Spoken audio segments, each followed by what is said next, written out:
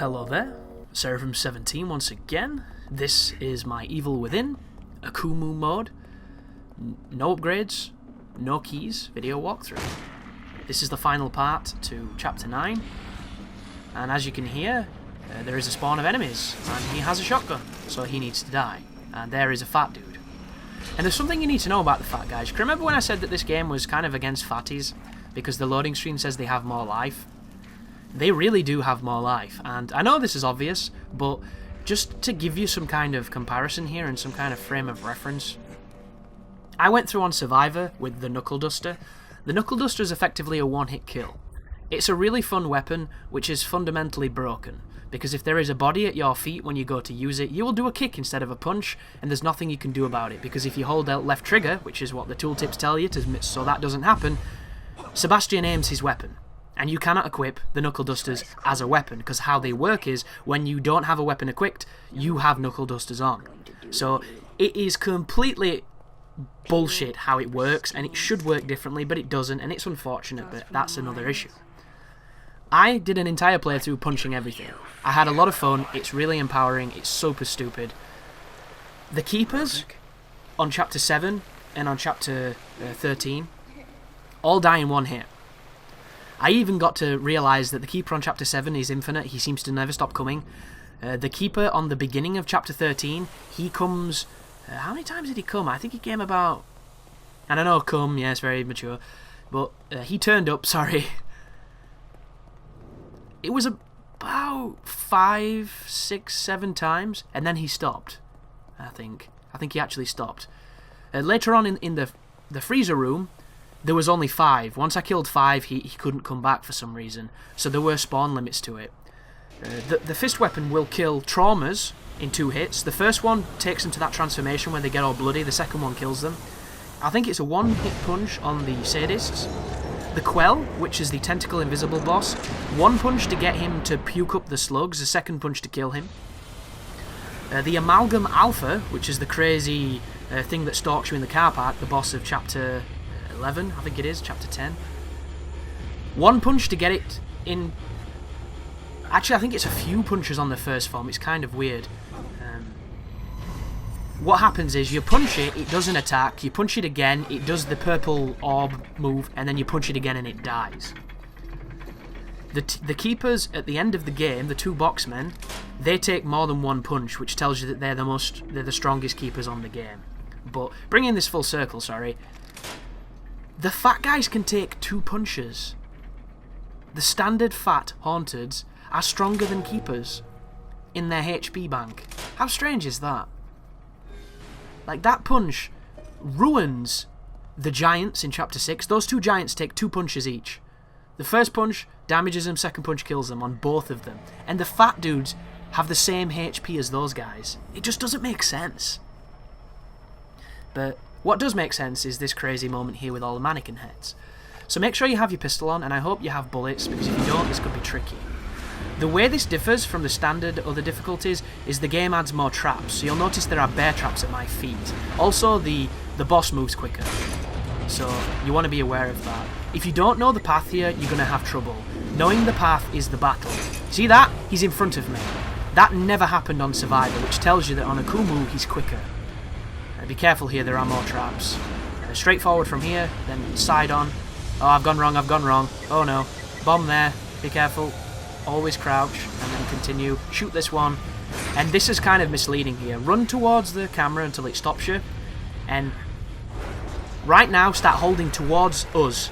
So away from the way Sebastian was facing to make him run towards the camera. If you don't do this immediately, you'll die. And it's that moment of, well, what the fuck was I meant to do? Because it killed me before I had a chance to respond. You have to know that's coming. If you don't, or if you're not, paying enough attention, which I wasn't apparently the first time, because I was too busy watching and wondering what was happening, you can die. And the checkpoint's before we did that big maze.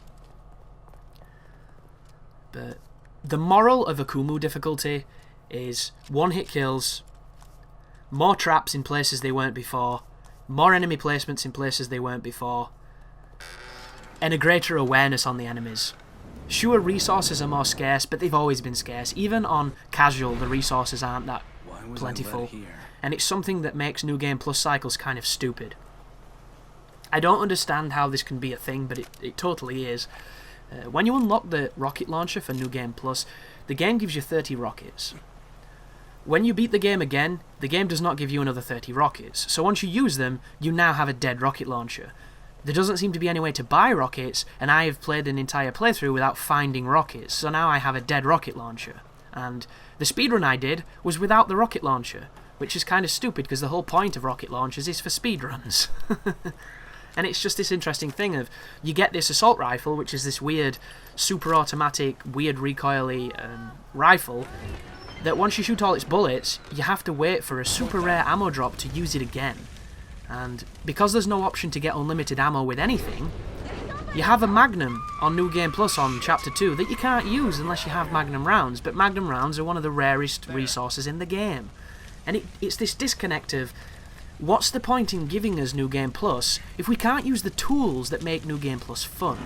And somebody left an interesting comment on one of the videos so far saying they know DLC's coming for this game. I do this wrong, by the way. You meant to do the other one first, the twisty one, and then the lever, because you can't make the jump, of course. Just an oversight. This is very reminiscent of the barn from Resident Evil 4, which I kind of like. But somebody mentioned they know DLC's coming for the game. They wonder if they'll patch it, and I sincerely hope they do. And the things they should patch are all basic mechanical things. They should make the detection on the matches better, because there's no reason for that. It's stupid.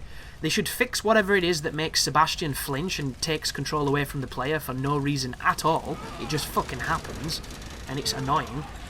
They need to fix an issue where when you load in sometimes, you'll be loaded into a state where you can't control the character and there's nothing you can do. I've come across that 3 times, and all of them were in Chapter 6 on that first checkpoint, where Sebastian would just walk forward. I couldn't do anything, press any buttons, pull a gun, and the first fella ran and punched me. It's rare, but it happens, so it's something that needs to be looked at. And then, of course, they need to put a checkpoint between the 2 fights in Chapter 6. Because if they do that, they make that level legitimately challenging rather than bullshitly challenging. And overall, it would make Akumu mode incredibly fun rather than incredibly hellish. Because the only section after that, which I really disagree with, is the rail car on Chapter 11. Because on Survivor difficulty, you have a ton of ammo in the box. On Akumu, there's no ammo in the box. And if you don't have ammo, you have to crouch and pray. And that is not fun. Because there's no skill to that, it's just bullshit. But this is kind of a pseudo boss fight. The crazy blood giant is going to summon enemies from the ground that you have to kill. All the while he's going to be parading around the barn quite slowly. He moves quicker the more you kill him, it's kind of the same for most enemies. And after you've killed enough enemies, he's going to go away and the section's going to end.